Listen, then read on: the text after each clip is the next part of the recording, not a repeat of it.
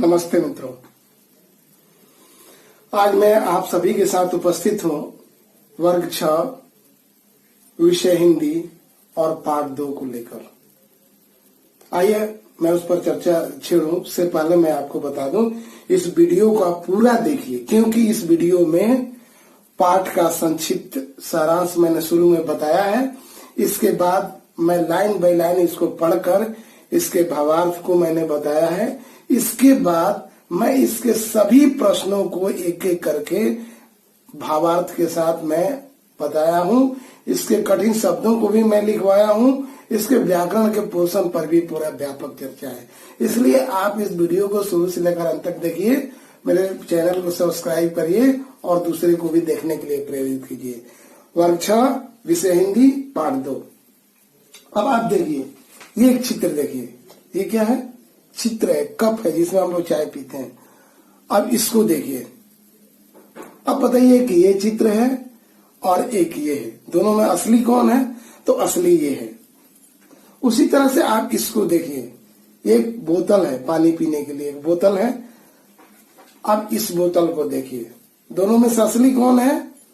तो ये असली है। तो आज जो हम पाठ पढ़ने जा रहे हैं उसका भी नाम है असली चित्र। आइए जल्दी जल्दी हम उस पाठ के सारांश को देख लेते हैं।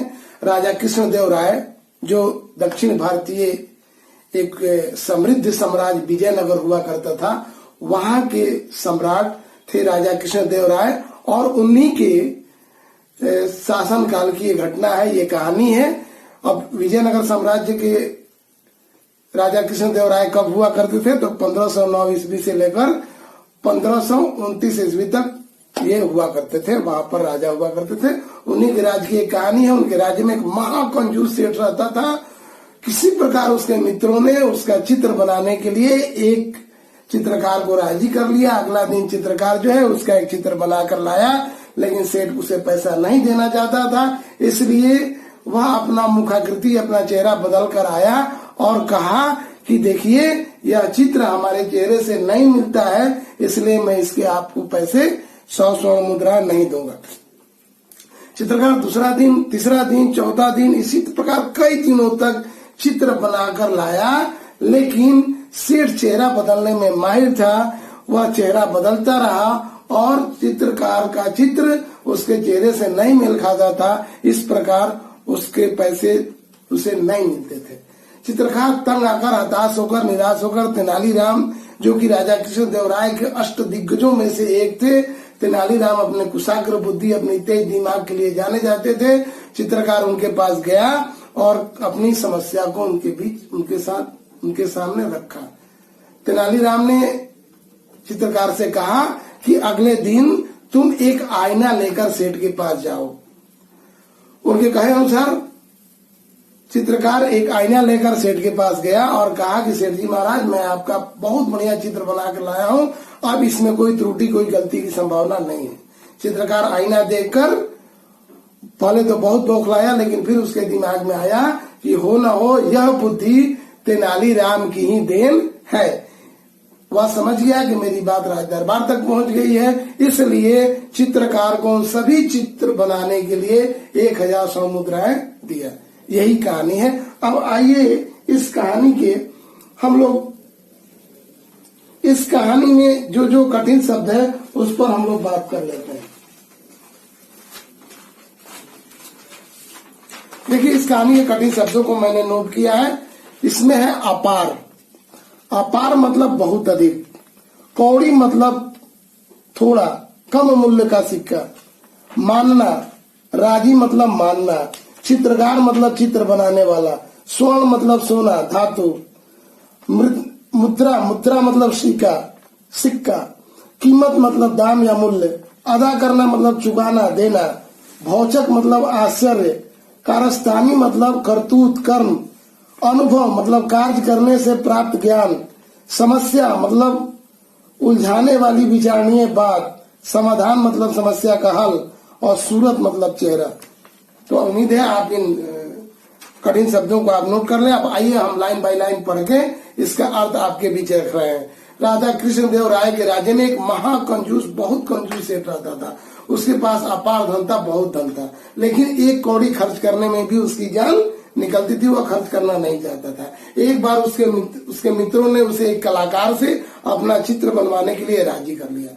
मानने को तो वह मान गया, पर जब चित्रकार चित्र बनाकर उसके पास ले आया तब उसका मूल्य 100 स्वर्ण मुद्राएं देने की उसकी हिम्मत नहीं हुई।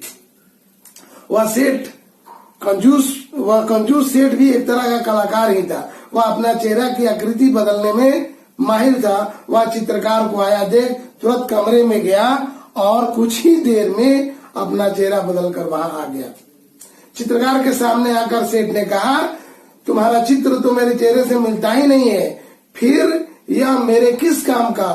तुम ही मिलाकर देख लो। इसके बाद बोला, चित्रकार मेरे चेहरे को ठीक से देख लो। अब जब ठीक मेरे चेहरे से मिलता हुआ चित्र बनाकर लाओगे तभी उसकी कीमत अदा करूंगा। चित्रकार निराश हो चला। दूसरे दिन चित्रकार एक नया चित्र बनाकर लाया जो उसके पिछले दिन के चेहरे से एकदम मिलता था, लेकिन कमाल, सेठ ने इस बार भी अपना चेहरा बदल लिया। चित्रकार ने चित्र मिलाकर देखा और भी भौचक रह गया। चेहरा चित्र से न मिलता था, सो न मिला। चित्रकार मारे शर्म के पानी पानी हो गया। उसकी समझ में अब बात नहीं आ रही थी कि आखिर उससे ऐसी गलती हो कैसे जाती है। उसने फिर से चित्र बनाने का फैसला किया। अगले दिन वह फिर एक नया चित्र बनाकर लेकर आया, लेकिन सेठ की कारस्तानी से इस चित्र के साथ पूर्व के दिनों के जैसा ही हसर हुआ। बार बार उसे निराशा हाथ लगती रही, लेकिन कई दिनों के अनुभव से वह सेठ की चाल को समझ चुका था। वह सेठ की कंजूसी को भी जान गया था और पैसे न देने के बाद भी वह कई दिनों की अपनी मेहनत को बेकार नहीं जाने देना चाहता था। कैसे कंजूस सेठ से पार पाया जाए, इस पर खूब सोचने के बाद उसने तेनालीराम से मिलने का फैसला किया। उसके पास तेनालीराम के पास चित्रकार ने अपनी समस्या रखी और समाधान निकालने की प्रार्थना की। थोड़ी देर सोचने के बाद तेनालीराम ने चित्रकार को सलाह दी कि कल तुम कंजूस सेठ के पास एक आईना लेकर जाओ और कहो कि आज आपका बिल्कुल सही चित्र बना कर लाया हूं। खूब ठीक से मिलाकर देख ले, रत्ती भर भी फर्क आपको नहीं मिलेगा। बस इतना फर्क करो और तुम्हारा काम चांदी। कल होकर चित्रकार तेनालीराम के कहे अनुसार एक आईना लेकर कंजूस सेठ के पास पहुंचा। सेठ के सामने आईना रखकर उसने कहा, सेठ जी, आपका बिल्कुल सही चित्र बनाकर लाया हूं। देख ले, इसमें किसी प्रकार की त्रुटि की गुंजाइश अब नहीं है। इस पर सेठ बहुत झुंझलाया और बौखलाया, बोला, अरे यह चित्र कहाँ है? यह तो आईना है। चित्रकार तब सेठ जी को जवाब दिया, सेठ जी महाराज, आईना के सिवा आपकी असली सूरत और कौन बना सकता है? बस जल्दी से मेरे चित्रों की कीमत 1000 स्वर्ण मुद्राएं निकालें। अब सेठ समझ गया था कि यह बुद्धि और सूझबूझ तेनालीराम की ही हो सकती है। उसने बिना देर किए 1000 स्वर्ण मुद्राएं यानी 1000 सोने के सिक्के निकालकर चित्रकार के हवाले किया, चित्रकार को दे दिया। अगले दिन तेनालीराम ने इस घटना की खबर राजा कृष्णदेव राय को दी तो वह हंसते हंसते लोटपोट हो गए। यह कहानी था, जैसा कि हम लोग पढ़ चुके हैं। अब आइए हम लोग इसके प्रश्नों पर चर्चा करते हैं। अब इस पाठ का पहला प्रश्न है, यह कहानी आपको कैसी लगी? इस संदर्भ में अपने विचार लिखिए। अब इस प्रश्न को आप खुद लिखें। यदि कोई समझने में दिक्कत हो तो लिखिए, यह कहानी मुझे बहुत अच्छी लगी, क्योंकि इस कहानी में अपनी सूझबूझ या अन्य लोगों के सूझबूझ के उपयोग के द्वारा समस्या का हल दिखाया गया है। चित्रकार बार बार चित्र बनाता है और अब चित्र नहीं मिलता है, वह सेठ का चाल समझ जाता है, तेनालीराम से जाकर मुलाकात करता है और तेनालीराम के दिए हुए सूझबूझ ज्ञान के कारण उसका मेहनताना उसके चित्रों का मूल्य उसे मिल जाता है। इसलिए यह कहानी मुझे बहुत अच्छी लगी। इस कहानी का कौन सा पात्र आपको अच्छा लगा और क्यों? इस कहानी का मुझे तेनालीराम नामक पात्र बहुत अच्छा लगा, क्योंकि उसके जैसा कुशाग्र और तेज बुद्धि का सभी को होना चाहिए। तभी वह अपनी समस्या तो सुलझा ही लेते थे, साथ ही साथ दूसरों की समस्याओं को भी सुलझाने में सहायता करते थे। इस प्रकार हमें भी तेनालीराम की तरह कुशाग्र यानी तेज दिमाग का होना चाहिए, तेज बुद्धि की होनी चाहिए। चित्रकार ने तेनालीराम से मिलने का फैसला क्यों किया? चित्रकार बार बार चित्र बनाता था और वह समझ चुका था कि महाकंजूस सेठ उसे पैसा नहीं देना चाहता है। वह बार बार अपनी मुखाकृति बदल लेता है, अपने चेहरे को बदल लेता है, जिससे कि हमारा बनाया हुआ चित्र उसे नहीं मिलता है। तो वह अपना मेहनताना लेने के लिए, वह इस समस्या का हल निकालने के लिए तेनालीराम से मिलने का फैसला लिया। प्रश्न चौथा, एक कौड़ी खर्च करने में उसकी जान निकलती थी। इस वाक्य का आशय स्पष्ट कीजिए। इस वाक्य का सीधे सीधे आशय है, यहाँ इस वाक्य में कंजूसी को दर्शाने का प्रयास किया गया है कि महाकंजूसी इतना कंजूस था कि वह एक कौड़ी यानी बहुत कम मूल्य का सिक्का भी खर्च करना नहीं चाहता था। वह अगर खर्च करे तो उसे बहुत बेकार लगता था, ऐसा लगता था कि उसकी जान निकल रही है। तो इसलिए इस वाक्य का आशय है कि इस वाक्य का आशय बहुत बड़ा कंजूस को दिखाने में है, बहुत बड़ा कंजूस को यह वाक्य दिखा रहा है। अब रिक्त स्थानों को भरिए। कंजूस सेठ ने चित्रकार से खाली स्थान देने का वादा किया। कंजूस सेठ ने चित्रकार से 100 स्वर्ण मुद्राएं देने का वादा किया। दूसरा, ख, यह कहानी राजा खाली स्थान के राज्य की है। तो इसमें भर लीजिए, यह कहानी राजा कृष्णदेव राय के राज्य की है। अगला, चित्रकार ने खाली स्थान से सलाह ली। चित्रकार ने तेनालीराम से सलाह ली। अगला प्रश्न, यह एक दिन चित्रकार खाली स्थान लेकर सेठ के पास पहुंचा। तो इसमें भरा जाएगा, एक दिन चित्रकार आईना लेकर सेठ के पास पहुंचा। आखिरी जो रिक्त स्थान वाला प्रश्न है, तेनालीराम राजा कृष्णदेव राय के दरबार में एक विदूषक थे। विदूषक, तेनालीराम राजा कृष्णदेव राय के दरबार में विदूषक थे। क्वेश्चन नंबर 6, आपके अनुसार चित्रकार ने सेठ को चित्र की जगह आईना क्यों दिखाया? तो इसमें आप सब पढ़ लीजिए और इसका घ उत्तर होगा। वह अपना पारिश्रमिक पाना चाहता था, इसलिए वह सीधे इसको समझ ली, इसलिए वह तेनालीराम से सलाह लिया। तेनालीराम ने कहा कि तुम आईना लेकर जाओ, इसलिए चित्रकार जो है वह अपना पारिश्रमिक पाना चाहता था, इसलिए सेठ को आईना दिखाया। पाठ से आगे अब ये प्रश्न है, चित्रकार की जगह आप होते तो क्या करते? चित्रकार की जगह अगर मैं होता तो मैं भी अपने सूझबूझ का उपयोग करता, या अगर मुझे उस समस्या का हल नहीं पता होता तो हम भी अपने अगल बगल जो हमसे विद्वान है, ज्ञानवान है, जानकार है, उनसे मैं भी सलाह लेता और उनके सलाह पर अमल करता।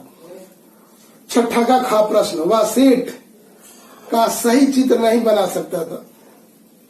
अब आगे पाठ के आगे का पहला प्रश्न हो चुका, पाठ के आगे का दूसरा प्रश्न, गप लगाने से नुकसान ज्यादा होता है या फायदा? गप लगाने से नुकसान ज्यादा होता है। आप इसको 5 वाक्य में लिखिए, आप उदाहरण दीजिए कि गप लगाने से कैसे ज्यादा नुकसान होता है। आप जरा सोचिए, आप चूल्हे पर दूध रख दिए हो और दूध उबल रहा हो और आप गप लगाने लगे, आपको पता ही नहीं चलेगा, दूध उबल कर गिर जाएगा और आप गप लगाते रह जाइएगा। आप इम्तिहान है, आपका परीक्षा है और आप गप्पे मार रहे हैं, सारा समय खत्म, परीक्षा सर पे आ जाएगा, इस प्रकार आपका नुकसान होगा। इस प्रकार आप देखिए, कोई भी आप अपने जीवन से उदाहरण दीजिए, गप लगाने में हमेशा नुकसान ही होता है। पाठ से आगे का तीसरा प्रश्न, बार बार कंजूस सेठ द्वारा अपना चेहरा बदल लेने के बाद चित्रकार को सलाह किसने दी?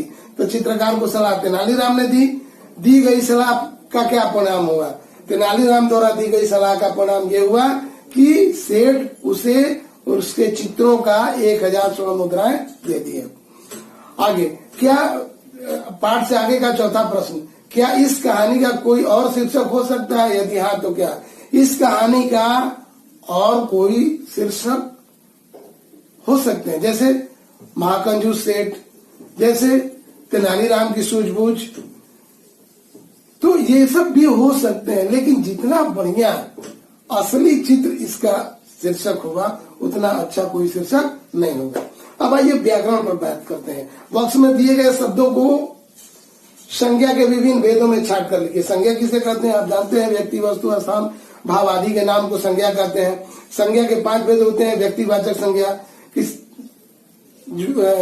जिस संज्ञा सबसे किसी खास व्यक्ति, वस्तु, स्थान आदि के नाम का बोध हो उसे व्यक्तिवाचक संज्ञा कहते हैं। जातिवाचक संज्ञा, जिस संज्ञा शब्द से किसी संपूर्ण जाति का बोध हो, एक ही जैसी वस्तुओं का बोध हो, उसे जातिवाचक संज्ञा कहते हैं। अब समूहवाचक संज्ञा, जिस संज्ञा शब्द से भीड़, समूह या एक ही या बहुत सारे लोगों का इकट्ठा होने का पता चलता हो, उसे समूहवाचक संज्ञा कहते हैं। और भाववाचक संज्ञा, जिस संज्ञा शब्द से किसी व्यक्ति का गुण, अवस्था, ये सब चीजें पता चलती हो, उसे भाववाचक संज्ञा कहते हैं। और द्रव्यवाचक संज्ञा, नापी तौली जाने वाली चीजों के नाम को हम द्रव्यवाचक संज्ञा कहते हैं। आइए आपको दिखाते हैं। ये देखिए, ये संज्ञा का पेड़ है।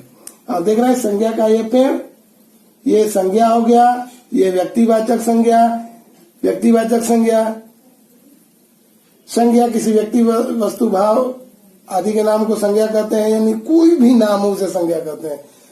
व्यक्तिवाचक संज्ञा, जिस संज्ञा शब्द से किसी खास व्यक्ति, वस्तु, स्थान आदि का, देखिए यहाँ पर लिखा हुआ है राम, गंगा, पढ़ना। जातिवाचक संज्ञा, जिसे जाति भर का बोध हो, जिसे गाय, छात्र, नदी।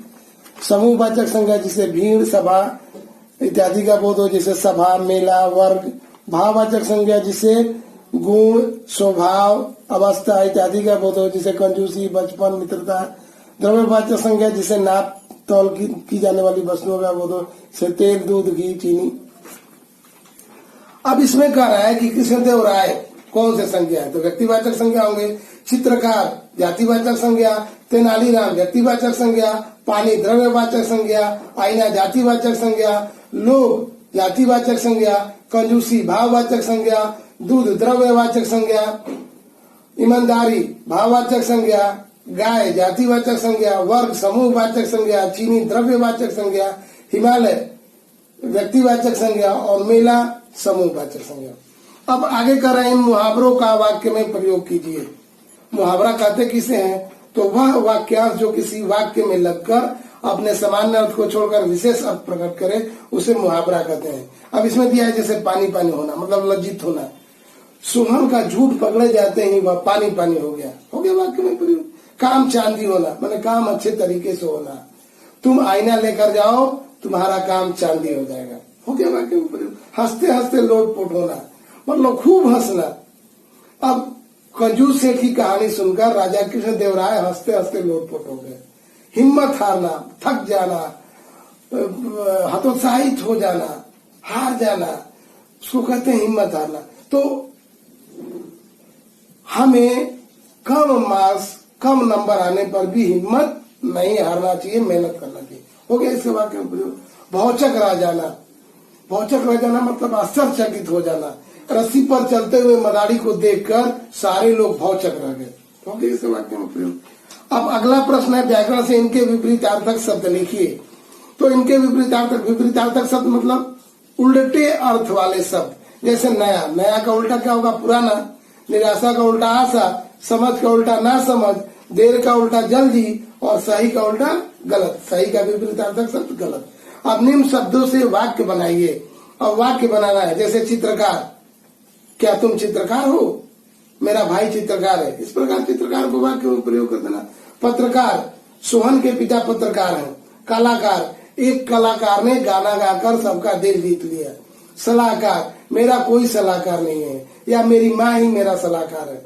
नाटककार, जयशंकर प्रसाद बहुत बड़े नाटककार थे। इस प्रकार वाक्य में प्रयोग कर लीजिए। अब कुछ करने को, तेनालीराम की तरह बीरबल और गोनू झा के किसी भी प्रचलित थे अपनी कक्षा में, वैसे किस्से सुनाओ। तो गोनू झा और बीरबल के किस्से अपने घर से पता करिए और अपने कक्षा में सुनाइए। इस कहानी को एकांकी के रूप में कक्षा में प्रस्तुत करिए। तो इस कहानी को एकांकी के रूप में लिख लीजिए, क्या रोल होगा आपको, चित्रकार का क्या क्या बोलना है, इसके बाद कंजूस सेठ को क्या क्या बोलना है, तेनालीराम को क्या क्या बोलना है। इस प्रकार से 3-4 पात्र बना दीजिए, सबको याद करा दीजिए क्या क्या बोलना है और इसको एकांकी के रूप में आप अपने कक्षा में प्रस्तुत करिए। चलिए, वीडियो कैसी लगी ये हमें कमेंट करके जरूर बताइएगा। आप बहुत बहुत धन्यवाद। मेरे चैनल को सब्सक्राइब करिए, देखते रहिए। फिर हम उपस्थित होंगे इस विषय के अगले पाठ के साथ। नमस्कार।